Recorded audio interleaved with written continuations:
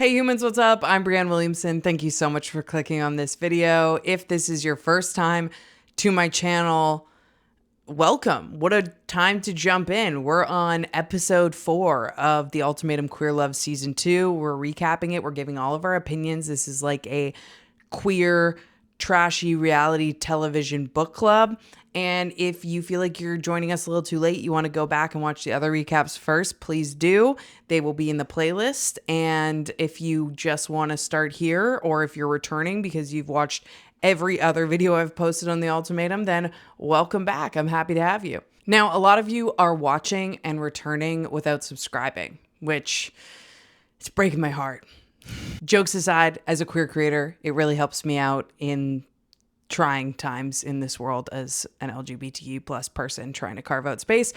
If you subscribe and turn your post notifications on, it takes 2 seconds. It's free for you to do, and it really does make a difference for me. So I really, really appreciate it. And we are inching towards that 100K mark, so I would appreciate it big time. I send out watch along games, a sip along game, and bingo cards to my text list and my newsletter. If you missed that, don't worry. All you have to do is text the word ultimatum to me and I will send them your way. They're free and they're fun. Your question of the day for our little book club here, down in the comments below, let each other know, if you went on this show, who would you want to be coupled up with for your trial marriage? Out of all of the people there, who would you be vying for and why? Let's dive into the episode 4 recap. So in episode 4, we see these new trial marriage pairings moving in together to these condos.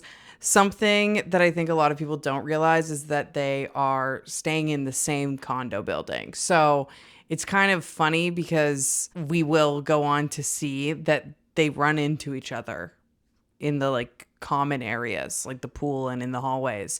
So they are in a trial marriage with their new person, but I think being aware of the fact that they're all in the same building, that would freak me out. If it wasn't already freaky enough that you and your partner have chosen new partners to play house with, the fact that they're just down the hall is extra eerie to me. Another thought I had right off the jump is, while it's cute to see people in the early dating phase because, you know, it can be romantic, it can be kind of cutesy, you know, that new excitement. It also is such a cringe watching people like figure each other out for the first time. And it was sending shivers up my spine just thinking about early dating when you move in with someone and you are just trying to figure it out. You know, everyone's holding their farts in. Let's just say it. Figuring out the dynamics of sleeping together and how you sleep and like snoring and stuff, it was causing me anxiety just watching it. I think at one point, which also gave me the ick, Mel walked into the bathroom where Dana was and said that she wanted her to stay while she peed, which teach their own, you know, but I was like, this is way too early. This is crazy. As we know, Pilar ended up choosing Kyle despite being kind of split between Kyle and Bridget, who were an original partner that came together. I think this is interesting because, speaking to how early this is, that these people don't really know each other yet, seeing these conversations begin to unfold between Kyle and Pilar was fascinating because I think Kyle quickly realized that they just chose someone that was going to have the exact same problems as Bridget, their original partner. Like, there's a conversation that goes down where Pilar is like, see, I just don't know about marriage because if you try a cake and you like a cake, why wouldn't you want to try every cake? There's a lot of cake talk, cake metaphors. Like, I like cake, so I want all the cakes. I think it's unreasonable to not want to eat all the different cakes. And Kyle was looking at her like, what the fuck? What have I got myself into? I think she found a Bridget, but then leveled up with Pilar. And I think this is what's interesting about seeing people couple up with people that were the receiver of the ultimatum when they're the giver of the ultimatum, because you came with someone who's not ready for marriage for a variety of reasons. And then you just picked another person who's also not ready for a variety of reasons. So watching that light bulb kind of go off for Kyle was so funny. Another quick note on Pilar is that Pilar doesn't seem to give a fuck. The fact that I had to keep checking my sheet that I had printed out of all the different couples to remind myself of who the fuck Pilar's original partner even was. I think for the first time this episode, we hear her say her name.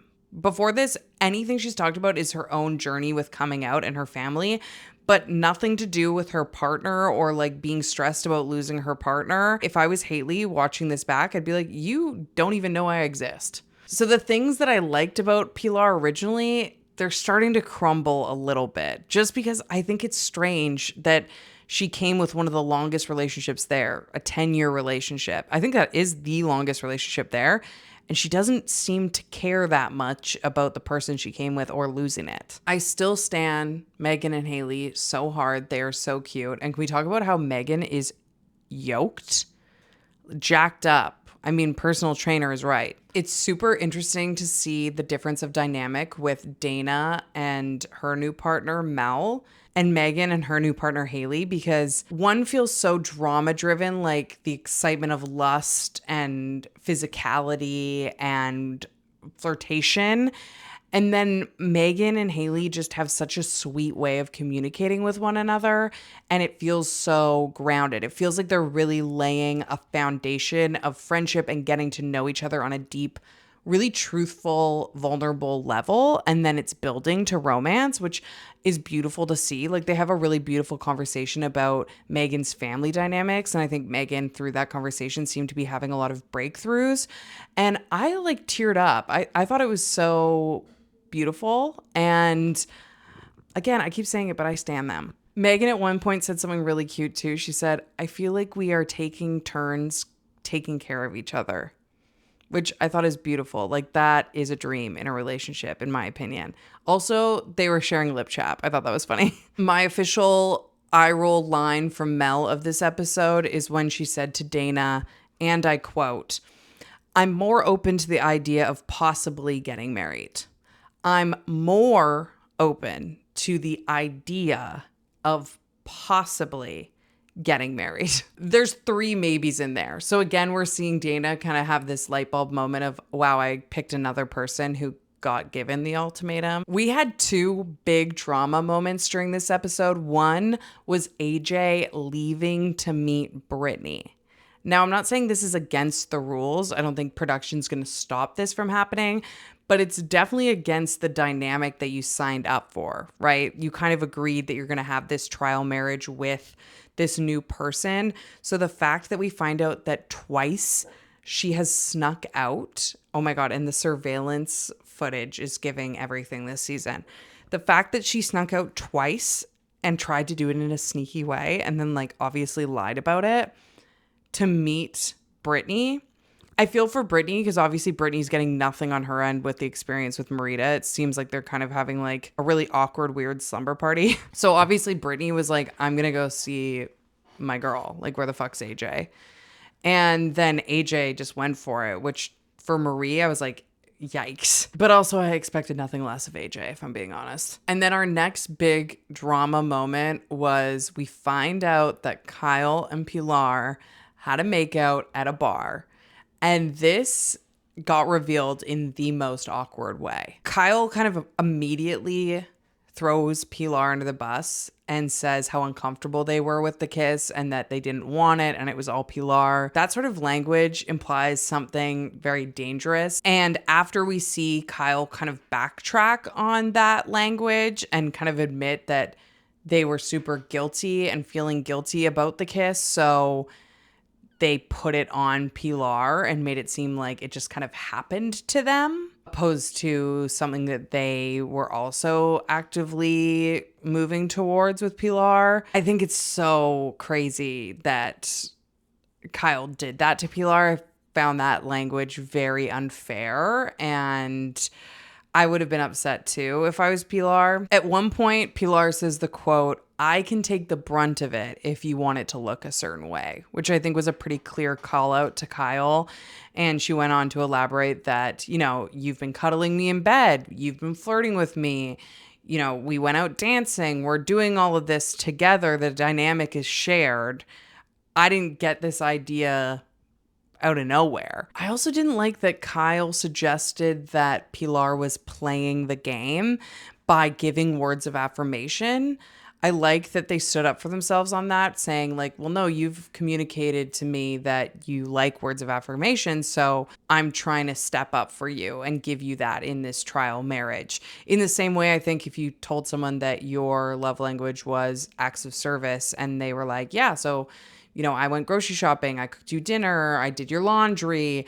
I don't think that would be someone playing the game. I think that's someone in a relationship hearing what their partner needs and trying to step up for it. So Kyle's dynamic at the end of this episode was very strange to me. I think reading between the lines, they're just panicking a bit, that they're feeling guilty that maybe they did have some feelings with Pilar, and that obviously they did have this physical exchange of a kiss, and I think they just panicked. And then we got to see them spiral. So yeah. All right, well, that's it for episode 4 recap. Make sure to comment down below and let us know your feelings, your opinions on this episode. Don't forget to subscribe and turn those post notifications on. I appreciate it so much. And we will see you tomorrow at noon for the next recap of episode 5. Bye.